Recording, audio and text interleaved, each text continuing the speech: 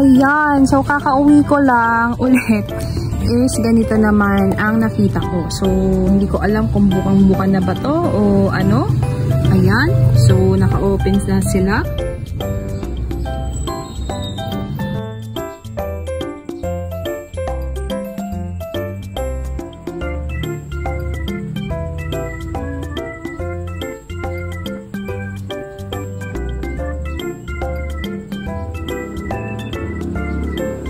So, ayan, nagpo-pollinate na tayo. Actually, hindi ko naabutan yung pagkabuka nito.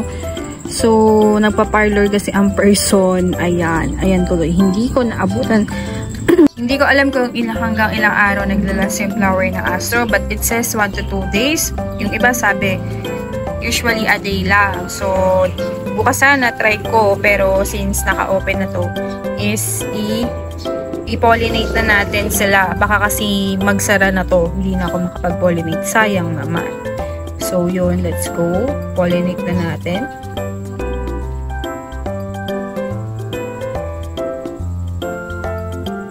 Ito kasi, ito yung stigma. Diyan natin ipopollinate. Pero, nakasara na siya. Parang walang Kuha ko ng wait. So, kuha tayo ng pollen. Ayun. Ayan yung pollen. Dilaw-dilaw. Tapos, dito natin ilagay sa myriostigma. Kaya lang nakasara na. Paano? So, kuha din tayo dito.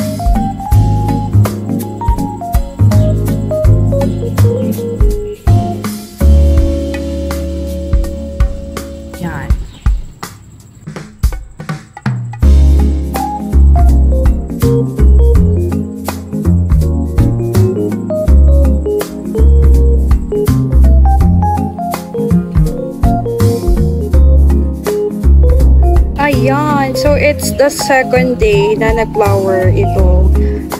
Aking malaking Astro. So, ito yung nabili ko sa Nursery Living Gifts.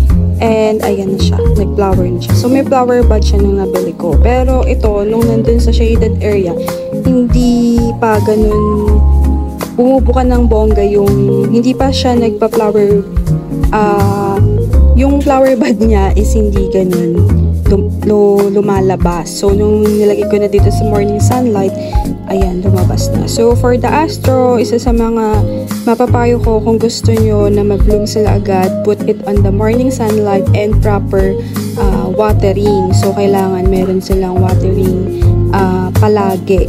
So, kung ilagay mo man sa morning sunlight pero wala silang proper water, is hindi sila magpa-flower kagaya ng iba. Ayan. So, dito, ayan, second day. So, naabutan ko pa rin na nagpa-flower siya. So, merong dalawang klase din ng flower ang Astro. Yung typically na Astro is meron ding ma-pink and yung ganitong madilaw. So, meron din siyang halimuyak sa unang bloom. Meron siyang halimuyak na bango din. But on the second, meron pa rin naman. Pero mas strong yung unang halimuyak nila. So, ang ganda. So, ganyan yung itsura niya. Meron siyang parang mga feathers doon or cotton doon sa kanyang flower bud. Ayan. So, sana meron pang kasunod. So, upon searching, the flower of Astro lasts for 2 days but usually 1 day yung iba. Kagaya nito, hindi na siya bumuka. Pero nakapag-pollinate naman ang person. So, waiting for this, the Shinshouwa. The Shinshouwa is red yung flower. And, nakita ko itong isang variegated, another variegated Astro is mayroon ng flower bud. Asan na siya? Ayan. And then, looking on this, meron din siya. Ayan, papasibol na sila. Tapos, ito din yung dati nag-flower. Grabe ang init. So, nasa initan talaga ako. Ayan. So, kailangan proper yung water nyo. Pagka hindi, medyo matagal sila magtutubig. And, upon, flexing on them sa ROS, kailangan nyo pa rin tingnan carefully yung inyong mga astro. At baka nasusunog na sila kagaya nito. Ayan. So, nakikita nyo, medyo nasusunog. Parang nagiging choco siya. Pero, I don't think it's a choco one. Ayan, yan yung mga shinshowa. So, ito yung pukuryo natin na astro. Before, napansin ko, lagi ko siyang winawater pero nagpupulubot yung kanyang lower part. Talagang kulubot siya. Ngayon, umokay. So, ang ginawa ko, medyo inalis ko siya sa direct sunlight. So, pag mamaya, hindi na ganun kaaraw sa part na ito. So, nakagamit siya. Tinatago ko siya dyan. Eto pa, nag-inarts ang ating star astro. So, ayan, tinutubigan ko pero nagpupulubot. So, maybe medyo hirap pa siya sa ilalim ng araw. Kaya nilagay ko din siya dito para hindi siya ganun ma-burn. Lipat muna siya natin dito sa medyo malilim. Ayan, nakatago kay Black Rose. Ano to? Ayan, may mga ano ba yun? Sige, tanggalin natin to. May dagta ng mangga. Ayan. So, ayan, kapag nag-ROS kayo at meron kayo nakitang problema, lagay nyo muna sa shaded or sa medyo hindi ganun naaarawan.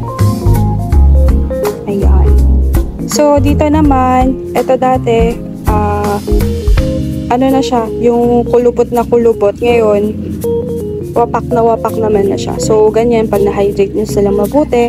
So, kapag ganito, mag-ingat ka na sa water. Mas maganda pa rin na hindi mo ma-overwater ang iyong astro kasi madali lang maghabol ng mga dehydrated na astro. Even sa mga succulent or cactus, madali lang naman talaga. So, ito rin. Ayan. So, ganon, check nyo lang yung inyong mga astro. Ito parang puputok na. So, nag-iba na din yung kulay niya. Ayan, no, lumalabas yung pagka-ano niya. Parang siyang puputok. So, baka signs of edema. So, stop muna ako sa pagwawater. Hayaan ko muna sila dyan. So, ayan. So, ganun talaga. Kailangan mo mag-recheck ng iyong mga plants. So, medyo matindi na yung init today. Ayan. So, ito okay pa naman. So, twice ko na itong tinubigan magkasunod today. So, hindi ko muna titubigan. Basang-basa pa si Masato toppings. Ito rin, excited ako makita yung kanyang flower kasi meron na siyang flower bud. Ayan. So, the Myriostigma is kapamilya of the Astrophytum. Myriostigma astro. So, upon checking this one, meron siyang parang, hindi ko alam kung flower bud na ba yan. Ayan, yung nakagitna. So, maganda tong i-pollinate kapag buds na nag-flower ito.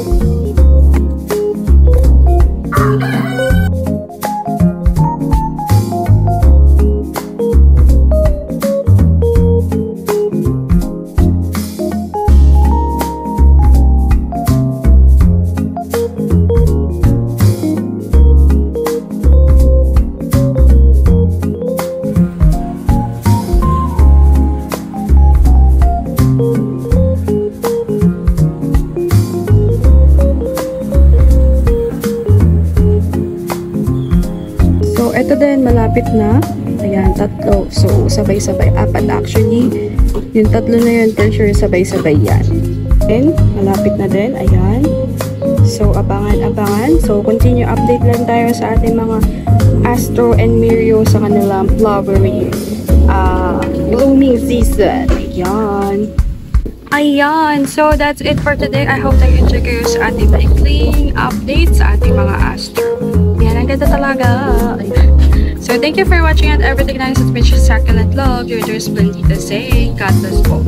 At lagi mag-ingat. See you again tomorrow at 7 p.m. for more updates and collection.